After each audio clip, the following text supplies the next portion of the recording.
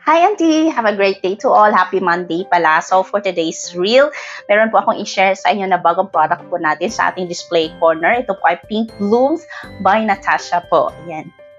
So meron tayong perfume at saka hand and body lotion. So ano po to?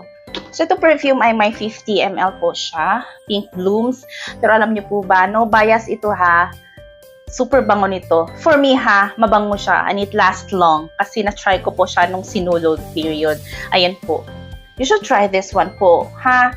Ayan. So this is 50 ml Pink Blooms na perfume. Ayan po, lady na lady po ito.